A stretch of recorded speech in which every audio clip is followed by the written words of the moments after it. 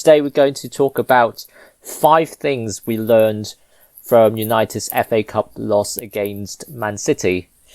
So, a new day, a new beginning, but it never ceases to hurt to lose a cup final like that, especially to Man City of all teams. But, at least we learned something in the match, as we do in pretty much every other match, but especially in such an important game of the season. You do see, some players stepping up to the occasion and some players not really doing that or not doing enough.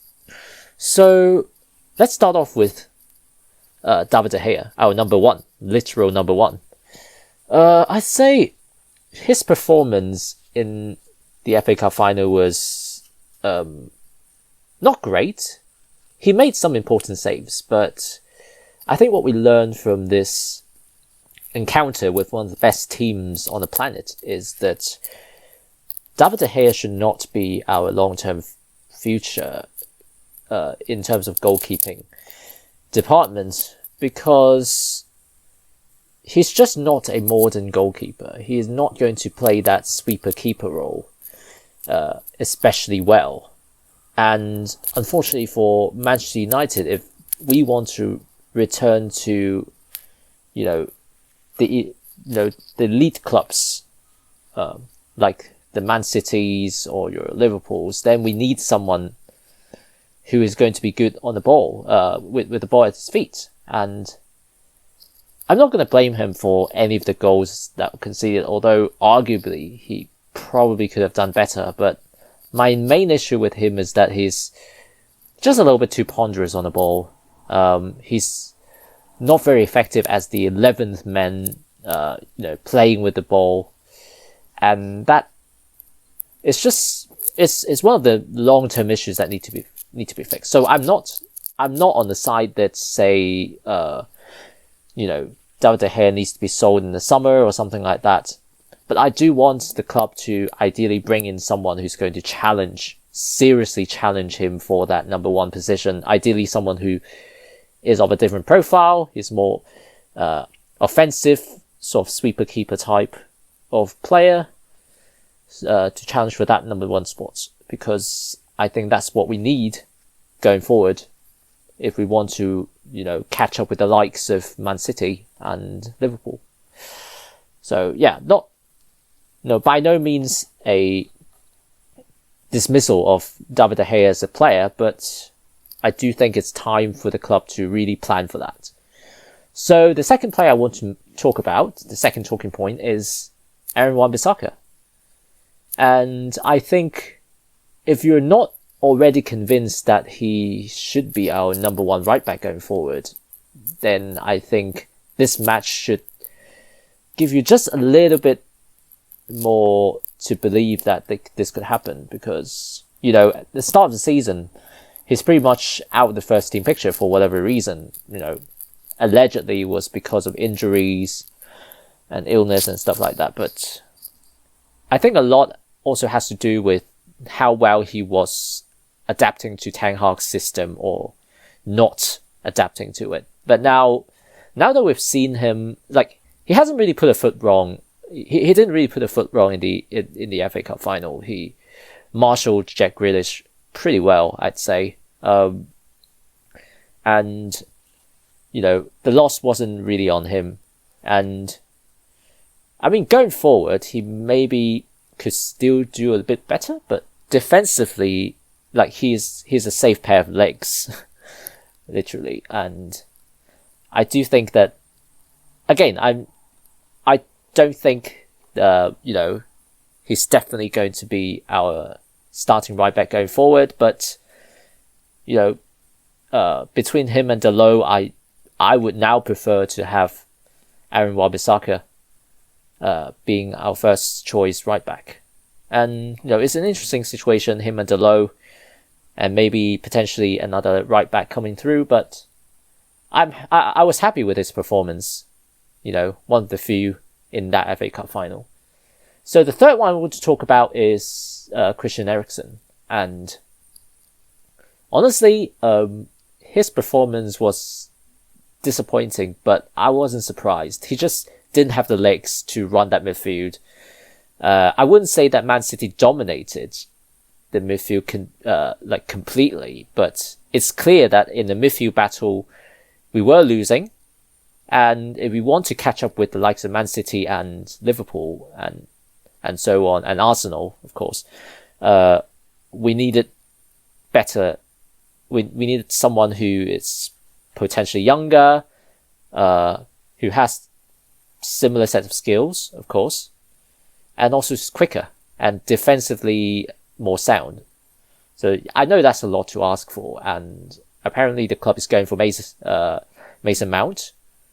But no, I'm not convinced that Mason Mount is the solution, but it could work. He's younger. He can be molded. So in any case, Eriksen will have to be moved on in this next season or so, because, he's a classy player, but ultimately he's too old to carry this Manchester United team going forward as the midfield maestro, if you will. So yeah, that's all I have to say about him.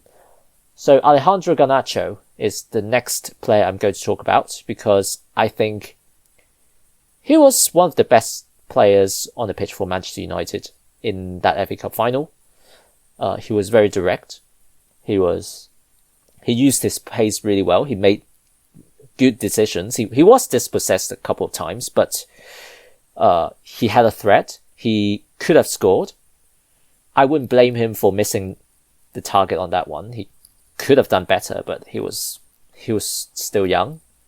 He will learn to make better decisions. He will improve his skill sets, and he's a big part of the future. I'm pretty sure of that, at least for now. So that's a huge positive from that pretty dejecting FA Cup loss. But I say, at least he's shown that he can perform on the big occasion, which brings us to the final player I'm going to talk about, Jadon Sancho. I'm afraid this is probably one of the biggest negatives from that game itself, was that Jadon Sancho didn't really perform up to the standard of a marquee signing. I know the price tag is not his fault. It's the club's fault. It's the club's inability to spend money wisely. But I think it's pretty clear that Jadon Sancho needs to step up in next season, or he's gone. If not sooner than that. He, compared to other marquee signings, even Jack Grealish, Jadon Sancho is underperforming. And call me crazy, but I think that Jadon Sancho is more talented than Jack Grealish. However, it's clear that Jack Grealish is the better player right now, and at least a better performer. Because Jadon Sancho in that FA Cup final was listless. He was he showed some nice skills on the ball. Certainly the talent was there, but then the decision making, he just did everything wrong. He got dispossessed way too easily. He got into the penalty area, but didn't pick the right pass, didn't do the right things. And ultimately, at the highest level, you need players who are going to make those right decisions instead of the wrong ones. And unfortunately, Jadon Sancho has already been here for 2 seasons, and he has yet to show that side of him that made us buy him in the first place. In Dortmund, he was under less pressure. The Bundesliga, we know there's Bayern Munich, which is really good, but ultimately the German league is objectively inferior in terms of the level of competition. So I would give him another season, but I think if we still don't see a world-class Jadon Sancho by next season, then I'm afraid that's time to move on, even for me. I'm a big fan of Jadon Sancho. I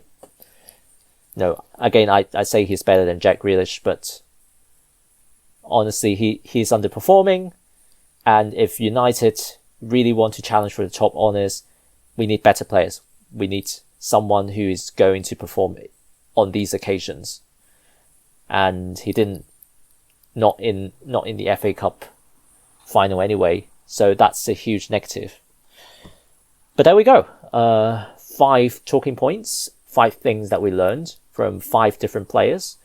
Let me know what you think about my lists, my selection. Are there any other players that you think are deserving of mentioning? And anything related to the FA Cup final, or indeed Manchester United in general. So let me know down in the comments. Make sure to like and subscribe if you like this video, and there'll be more videos coming soon.